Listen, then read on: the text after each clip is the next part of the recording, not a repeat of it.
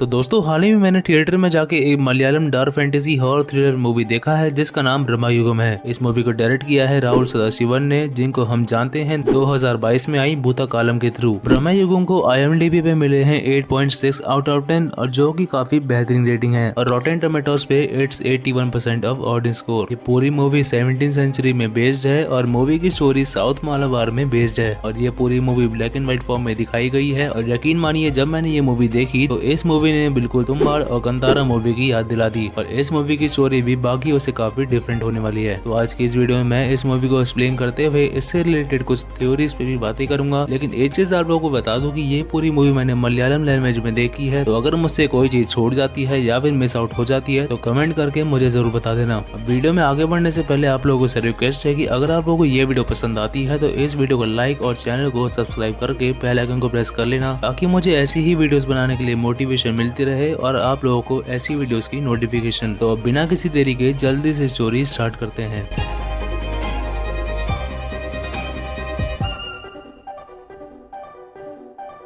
तो मूवी की स्टार्टिंग में हमें एक जंगल के अंदर दो आदमी दिखाई जाते हैं जिनका नाम होता है कोरा और थिवन। ये दोनों एक नदी के उस पार जाना चाहते थे, लेकिन अंधेरा होने के कारण ये लोग जंगल में ही रुकने का डिसीजन लेते हैं। अब आधी रात में थिवन की आंख खुलती है जो कि कोरा को अपने पास नहीं पाता, लेकिन आसपास खोजने पर कोरा उसको मिल जाता है जो कि किसी को बड़ा फैसिनेट होकर देख रहा था। तभी वहाँ पे काफी एक सुंदर सी औरत आ जाती है जो कि बिना कपड़े की थी। कोरा उसको देख के काफी फैसिनेटेड था, लेकिन उस औरत को देख के थिवन समझ जाता है कि ये औरत एक यक्षी है। अब यक्षी कौन होती है उसके बारे में मैं आप लोगों को वीडियो के एंड में बताऊंगा। खैर थिवन कोरा को होश में लाने की कोशिश करता है, लेकिन यक्षी से डर के वो वहाँ से भाग जाता है। वहीं कोरा भी अपने होश में बिल्कुल नहीं था, जिसके बाद हम कोरा को उस यक्षी के साथ इंटीमेट होने की कोशिश करते हुए देखते हैं, लेकिन तभी वो कोरा को जान से मार डालती है। इनफैक्ट उसका खून भी पी जाती है। अब इसके बाद हम अगली सुबह का सीन देखते हैं जहाँ थिवन जंगल में इधर उधर भटक रहा था और वो काफी भूखा भी था। थिवन एक वाटरफॉल के पास जाता है, लेकिन वो वाटरफॉल इतना बड़ा था कि उसको पार करना काफी मुश्किल था। काफी देर तक भटकने के बाद थिवन को एक बड़ा सा मेंशन देता है जो कि काफी पुराना था। थिवन को उस मेंशन के अंदर एक नारियल मिलता है जिसको वो खाने लगता है। तभी उस मेंशन में रह रहा एक आदमी उसको टोकता है, जिसकी वजह से उस मेंशन का ओनर भी बाहर आ जाता है, जिसका नाम कोडुमन पुट्टी था, जो कि थिवन से बात करने लगता है। और यहाँ हमें ये भी पता लगता है कि दूसरा आदमी जिसने थिवन को टोका था वो यहाँ का कुक है। थिवन पुट्टी को बोलता है कि वो काफी भूखा था, इसलिए वो खाना ढूंढने के लिए यहाँ पर आ गया था। साथ में थिवन ये भी बताता है कि वो पेशे से एक पानन था, यानी कि एक ऐसे लोग जो कि पुराने टाइम में राजा और के लिए गाना गाया करते थे। पोट्टी उसको गाना गाने के लिए बोलता है, जिसको सुनकर पोट्टी काफी खुश होता है और वो उसको उसी घर में रहने की इजाजत दे देता है और उसको खाना खाने के लिए भी देता है। अब इसके बाद कुक थिवन को उसका कमरा दिखाता है और उस मेंशन को दिखाते वक्त उसको वार्निंग देते हुए ये कहता है कि अगर वो सही सलामत रहना चाहता है तो वो उस मेंशन के साउथ वाले हिस्से में कभी ना जाए। और इस मेंशन से अजीब आवाजें भी आती रहती है, तो थिवन उन आवाजों के बारे में पता करने की कोशिश ना करे। बेसिकली उसको इन आवाजों को इग्नोर करना है। उसी रात थिवन पेट भर के खाना खाता है, साथ ही पोट्टी को भी गाना सुनाता है और खाने के लिए भगवान का शुक्रिया अदा भी करता है। जिस बात पे पोट्टी थोड़ा भड़क जाता है और उसको कहता है कि खाना मैंने तुम्हें दिया है तो तुम भगवान का शुक्रिया अदा क्यों कर रहे हो, जो कि काफी अजीब बात थी। उसी रात हम कुक को भी देख पाते हैं जो कि किसी के लिए छुपके से खाना लेके जा रहा होता है। अब वो खाना किसके लिए लेके जा रहा था वो तो हमें बाद में ही पता लगेगा। खैर अब आगे हम देखते हैं कि जब थिवन आसपास घूम रहा होता है तो उसे बाहर कई गड्ढे दिखते हैं जिन्हें अब मिट्टी से भर दिया गया था, जिनको देख के हमें साफ साफ पता लग रहा था कि इन गड्ढों में कभी ना कभी इंसानों की डेड बॉडीज को रखा गया होगा। थिवन वहां से तुरंत भागता है और उसे घर के अंदर जंजीरों की आवाज सुनाई देती है। उन आवाजों को फॉलो करते हुए थिवन उसी जगह पे पहुंच जाता है जहां हमने कुक को खाना ले जाते हुए देखा था। थिवन को महसूस होता है कि कोई तो उसकी तरफ जमीन पर रेंगता हुआ आ रहा था, जिससे वो डर कर वहाँ से वापस चला जाता है। अब यहाँ से हम अगली सुबह का सीन देखते हैं जहाँ थिवन पोट्टी को एक बोर्ड गेम खेलता हुआ देता है और ये board game kind of ludo जैसा था। बस फर्क इतना था कि इसमें जुए की तरह कुछ चीजें दाव पर रखी जाती थी। पोट्टी थिवन को ये गेम खेलने के लिए इनवाइट करता है और साथ ही में वो कुछ दाव पे रखने के लिए भी बोलता है, लेकिन जैसा कि हमें पहले से ही पता है कि थिवन के पास कुछ भी दाव पे लगाने के लिए है ही नहीं, क्योंकि यहाँ पे वो खाली आया था। ऐसे में पोट्टी उसको कहता है कि तुम अपना टाइम दाव पर लगा सकते हो, जिसका मतलब था कि अगर थिवन ये गेम जीता तो वो यहाँ से जा सकता है, लेकिन अगर ये गेम पोट्टी जीता तो थिवन को यहाँ पे सारी जिंदगी रहना होगा। थिवन इतनी बड़ी चीज दाव दाव पे लगाने के लिए तैयार नहीं था, इसलिए वो डाइस को वापस करने लगता है। अब यहाँ पे मैं आप लोगों को क्लियर कर दूं कि इस चीज को डाइस नहीं बोलते, बल्कि ये तो मैं बस आप लोगों को समझाने के लिए बोल रहा हूँ। बाकी असल में इस चीज को क्या बोलते हैं ये तो मुझे भी नहीं पता। खैर थीवन डाइस वापस कर ही रहा होता है कि पोटी अपना हाथ पीछे कर लेता है और डाइस नीचे गिर जाता है, यानी कि अनजाने में ही थीवन से वो गेम स्टार्ट हो चुका था। इसलिए थीवन को ना चाहते हुए भी उस खेल को खेलना पड़ गया था जिसमें वो पोटी से हार जाता है, जिसका मतलब था कि अब पोटी को सारी जिंदगी यहीं पे रहना होगा। वहीं दूसरी तरफ हम कुक को देखते हैं जो कि खाना बनाने की तैयारी कर रहा होता है। तभी वहाँ थीवन आ जाता है और उस कुक से बात करने लगता है। कुक थीवन से पोटी के खिलाफ में कहता है कि जल्दी तुम्हें पोटी का असली रूप देखने को मिल जाएगा। उसी रात पोटी खाना खा रहा होता है और वहीं थीवन भी अपना खाना लेके बैठा हुआ था। पोटी थीवन से उसकी माँ के बारे में पूछता है, जिस बात पे थीवन थोड़ा शॉक हो जाता है क्योंकि उसने पोटी से कभी भी अपनी माँ के बारे में बात नहीं करी थी। साथ ही में पोटी को यह भी पता था कि कैसे थीवन को एक स्लेव की तरह बेच दिया गया था और कैसे रास्ता भटक जाने के कारण वो इस मेंशन तक पहुंचा है। और तो और सरप्राइजिंगली पोटी थीवन से ये भी पूछ लेता है कि आज कुक तुम्हें मेरे खिलाफ क्या बोल रहा था। इस सीन को देख के हमें पता लग जाता है कि पोटी को अपने आप ही सारी बातें पता लग जाती हैं। थीवन भी थोड़ा डर जाता है और वो पोटी से कहता है कि कुक ने उससे कुछ नहीं बोला। पोटी उसकी बात को ना मानते हुए उससे कहता है कि ये कुक ऐसे ही आने वाले लोगों को मेरे खिलाफ भड़काता है और उसका जो पिछला सेवक था वो भी कुक की भड़काने के कारण उसके साथ अजीब बिहेव करने लग गया था। अब मेरे साथ जो अजीब बिहेव करता है तो मुझे बिल्कुल भी अच्छा नहीं लगता और उसी वजह से उसको अपने पिछले सेवक को जान से मारना पड़ा था। और ऐसी ही लाशें तुमने मेंशन के साउथ वाले हिस्से में देखी होंगी। ये सारी बातें सुनकर थीवन काफी घबरा जाता है। तभी वहाँ कुक भी उस कमरे में आ जाता है, जिसको देख के पोटी उस कुक को भी काफी अनप शनप बकने लगता है, जिससे गुस्सा होकर कुक भी उससे बहस करने लगता है। पोटी काफी गुस्सा हो जाता है और वो उसको नजरें नीचे रखकर बात करने के लिए बोलता है, लेकिन कुक फिर भी उससे बहस किए जा रहा था, जिसके परिणाम अनुसार पोटी को और भी ज्यादा गुस्सा आ जाता है। पोटी के गुस्सा होते ही पूरा मेंशन हिलने लगता है और तभी पोटी भी अपना एक हाथ आगे बढ़ाता है, जिससे वो काफी दूर से ही कुक को अपनी तरफ खींच लेता है। फिर थोड़ी देर तक उसका गला दबाने के बाद वो उसको छोड़ देता है। वहीं थीवन भी ये सब देख के समझ चुका था कि पोटी में कुछ तो गड़बड़ जरूर है और वो कोई आम इंसान तो बिल्कुल भी नहीं है। अब अच्छे से कुटाई होने के बाद कुक अपने हाथ मुंह धो रहा होता है कि तभी पीछे से थीवन वहाँ आ जाता है, जो कि उससे पूछता है कि क्या पोटी कोई जादूगर है या फिर कोई भूत वगैरह है। जिस बात पे कुक उसको पोटी की पूरी स्टोरी बताता है और इसके बाद से हमें मूवी के असली राज बता लेते हैं। वो उसको बताता है कि पोटी के परिवार में कोई बाबा जैसे कोई थे जिन्होंने वाराह देव की पूजा करके उनको खुश किया था, जिसके बदले में देव उसको कोई जादुई बक्सा दिए थे और वाराह देव विष्णु जी के तीसरे अवतार थे। ये बात तो आप लोगों को पता ही होगी। खैर उस जादुई बक्से से जो भी विश मांगो वो पूरी हो जाती थी, क्योंकि उस बक्से के अंदर एक चत्तन नाम की एंटिटी थी और वही सारी विशेष पूरी कर रही थी। लेकिन पोटी के परिवार वालों ने अपना मतलब निकालने के लिए चत्तन को ही बंदी बना लिया था। एक दिन चत्तन उनके परिवार की मुखिया यानी कि हेड को अपना मुंह खोल के दिखाता है, ये बोलते हुए कि इसमें तुम्हें नरक दिखेगा, और उनके ऐसा करते ही वो फैमिली के हेड की सोल को कंज्यूम कर लेता है और धीरे धीरे पूरे परिवार की आत्मा को ही कंज्यूम कर लेता है, यानी कि उनको मार डालता है। चत्तन को रोकने के लिए बड़े बड़े जादूगरों को बुलाया गया और बड़े बड़े ज्ञानी बाबाओं को भी बुलाया गया था, लेकिन चत्तन को रोकने में कोई भी सफल नहीं हुआ और एंड में इस परिवार का आखिरी इंसान चत्तन को रोकने आया, जो और कोई नहीं बल्कि कोडुमन पोटी ही था। और तभी से कोडुमन पोटी इस परिवार का आखिरी बचा हुआ इंसान है जो कि उस मेंशन में अकेले रहता है। लेकिन ये चीज हमें बताई नहीं जाती कि पोटी चत्तन को हराने में कामयाब हुआ या फिर नहीं। खैर उसी रात थीवन उस यक्षी को उस मेंशन में आता देखता है जो कि पोटी के साथ इंटीमेट हो रही थी, जिसके बाद हम अगली सुबह फिर से थीवन को देखते हैं जो कि काफी डरा हुआ था। वो उस मेंशन से भाग जाने का डिसीजन लेता है और साथ ही में वो उस कुक को भी वहाँ से भाग चलने के लिए बोलता है, लेकिन कुक उसकी बात को इग्नोर कर देता है। थीवन अपने कमरे में जाकर अपना सामान बांधता है कि तभी वहाँ पे पोटी आ जाता है, जिससे थीवन डरते हुए कहता है कि वो यहाँ से जाना चाहता है। पोटी उसको बोलता है कि तुम्हें कोई नहीं रोक रहा, लेकिन जाओगे तो तभी ना जब बारिश रुकेगी। और ये बात काफी अजीब थी क्योंकि बाहर बारिश नहीं हो रही थी, लेकिन पोटी के ऐसा बोलते ही जोरों की बारिश शुरू हो जाती है। पोटी उसको कहता है कि यहाँ पे अगर बारिश शुरू होती है तो फिर रुकती नहीं है। इनफैक्ट यहाँ पे तो बारिश एक बार 3 साल तक नहीं रुकी थी। इसके बाद उसी रात को हम पोटी को थीवन पर गुस्सा होता हुआ देखते हैं, जो कि उसको कहता है कि वो उसके पहले सेवक जैसे किसी काम का नहीं है और तो और वो उसे डरने भी लग गया है, जो कि उसको बिल्कुल भी पसंद नहीं आ रहा। अब जैसा कि हमें पता ही है कि जब पोटी अपने सेवक से नफरत करने लगता है तो वो उसको मार देता है। इस टाइम तक थीवन भी काफी डर चुका था, इसलिए कुक उसको रसोई में ले जाता है और उसको थोड़ा मदिरा पीने के लिए देता है। मदिरा पी के थीवन अपने बारे में कुक को थोड़ा बताता है कि उसकी माँ कितनी मेहनती है। उसकी माँ का घर नदी के किनारे है और कैसे उसकी माँ मेहनत करके उसके लिए कान की बाली लेके आई थी, जिसको वो हर टाइम पहना रहता है। इन बातों बातों के बाद थीवन अपने कमरे में सोने जाता है, जहाँ उसको सपने में एक अपने कमरे के बाहर एंटिटी दिखाई देती है। अब फिर से सुबह होती है और बारिश अभी भी हो रही थी। बाहर वो कोक को देता है, जो कि फिर से उसी जगह पे गड्ढा खोद रहा होता है जहाँ पिछले सेवकों की बॉडीज को दफनाया गया था। ये देख के थीवन सोचता है कि उसको अभी पोट्टी जल्द ही मार डालेगा, इसलिए ही कोक वहाँ पे गड्ढा खोद रहा है। वो काफी डर जाता है, इसलिए वो बारिश में ही वहाँ से भागने लगता है। अब जैसे ही थीवन उस मेंशन से बाहर निकलता है तो उसकी हालत खराब होने लगती है और उसको खून की उल्टी भी होने लगती है और इसलिए उसको मेंशन में वापस आना पड़ता है। अंदर पोट्टी भी उसका इंतजार कर रहा होता है, जो कि उसको कहता है कि तुम तो मुझसे बिना पूछे ही जा रहे थे, कम से कम परमिशन तो ले लेते। फिर पोट्टी उसको परमिशन लेने के लिए बोलता है, जिस बात पे थीवन उसके पैर पकड़ के उसको बाहर जाने देने की भीख मांगता है, लेकिन पोट्टी उसको बोलता है कि मैं तुम्हारे इस रिक्वेस्ट को अप्रूव नहीं करूंगा, मतलब कि वो उसको बाहर नहीं जाने देगा। थीवन भी अब बाहर चाह कर भी नहीं जा सकता था, क्योंकि अगर वो ऐसा करता तो वो खून की उल्टी करते हुए ही मारा जाता। खैर, अब थीवन कोक से मिलता है और कोक भी उसको कुछ और राज की बातें बताता है। कोक उसको ऊपर वाले कमरे में लेके जाता है जहाँ जंजीरें पड़ी हुई थी और वहाँ पे किसी की लाश भी पड़ी हुई थी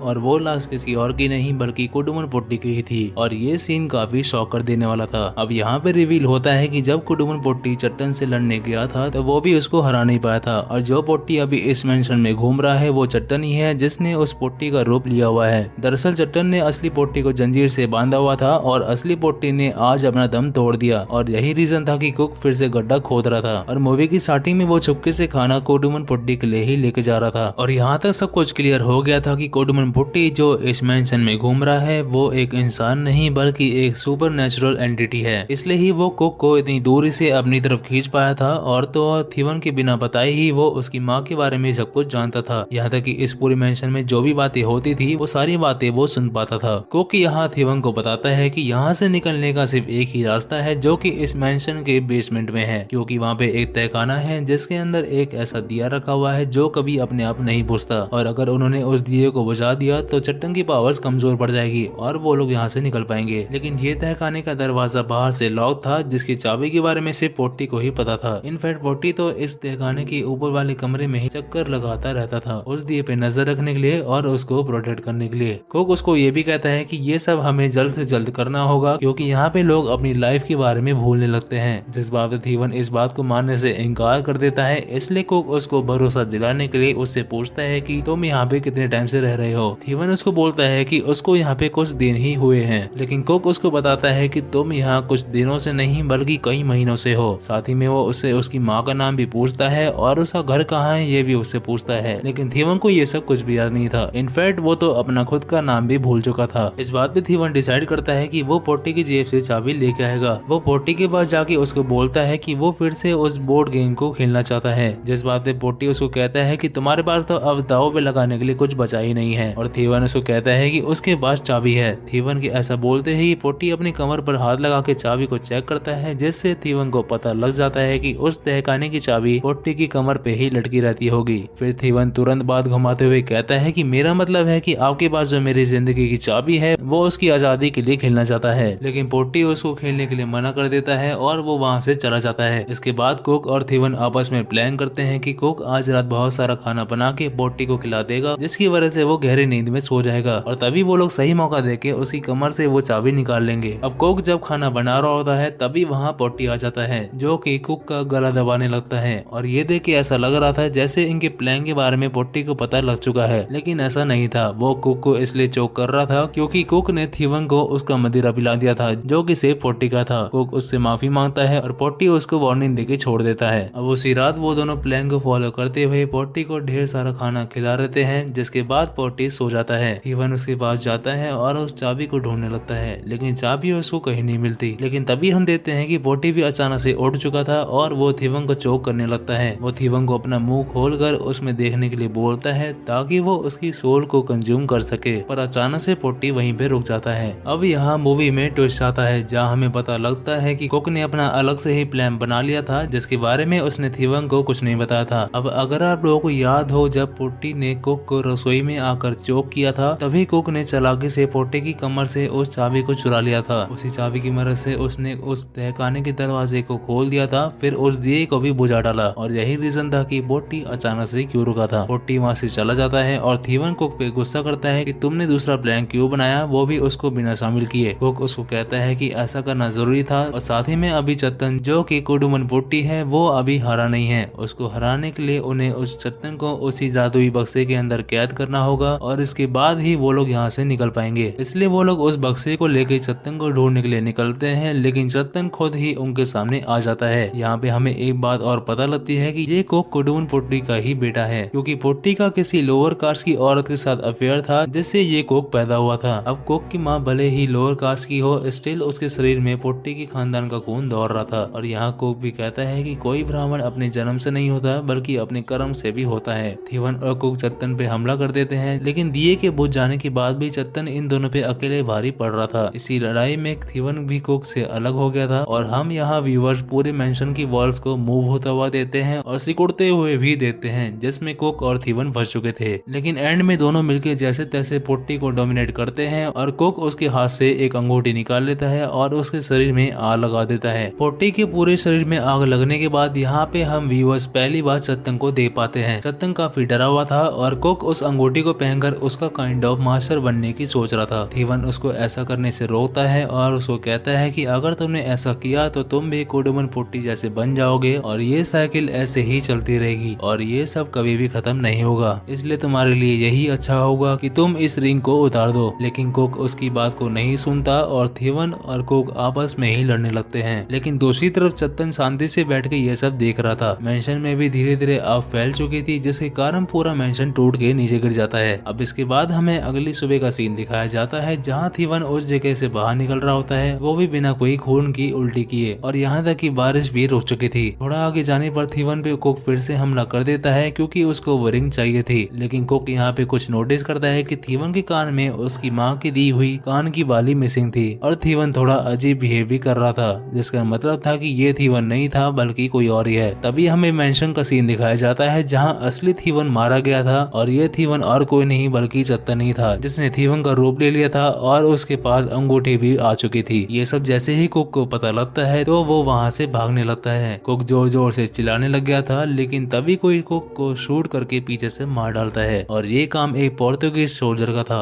इसके बाद हम थीवन को देखते हैं जो कि हाथ मुंह धो रहा होता है और पानी में हम पोट्टी की परछाई को देख पाते हैं, जिसका मतलब था कि थीवन भी अब पोट्टी जैसा हो गया है, जिसका रूप चत्तन ने ले लिया है। और इसके बाद मूवी यहीं पे खत्म हो जाती है। तो दोस्तों ये थी ब्रह्मा युगम की पूरी स्टोरी। अब मैं इस मूवी की कुछ थ्योरीज पे बातें करूंगा और आप लोगों के कुछ डाउट्स भी होंगे तो उनको भी मैं क्लियर करूंगा। तो सबसे पहला डाउट आप लोगों के मन में ये होगा कि अगर पोट्टी सारी बातें सुन पाता था तो इनके प्लान के बारे में उसको कैसे पता नहीं लगा। तो मैं आप लोगों को बता दूं कि पोट्टी इनके प्लान के बारे में पहले से ही जान चुका था, इसलिए ही तो जब थीवन उसकी चाबी चुराने आया तो वो उसने उसको पकड़ लिया क्योंकि वो सिर्फ सोने का नाटक कर रहा था। लेकिन एंड में कोक ने दूसरा प्लान बना लिया था, जिसके कारण पोट्टी का ये हाल। और दूसरी बात ये है कि इस मेंशन में पहले भी काफी सारे सेवक और नौकर आए थे और वो सब के सब मारे गए थे, लेकिन ये कोक अभी तक जिंदा कैसे है। तो इसका जवाब बड़ा सिंपल सा है कि पोट्टी ने मूवी में खुद ही कहा था कि वो उन्हीं को मारता है जो अपना काम छोड़ देते हैं। लेकिन पूरी मूवी में जब भी हमें कोक को दिखाया जाता है तब कोक हमें हमेशा कुछ ना कुछ काम करता हुआ दिखता है, इसलिए ही कोक अभी तक जिंदा था। और बात करें यक्षी की तो मुझे लगता है कि यक्षी और पोट्टी मिले हुए थे, जिसने थीवन के दोस्त कोरा को मार डाला और थीवन को उसने पोट्टी के पास भेज दिया ताकि पोट्टी थीवन से अपना काम निकलवा सके।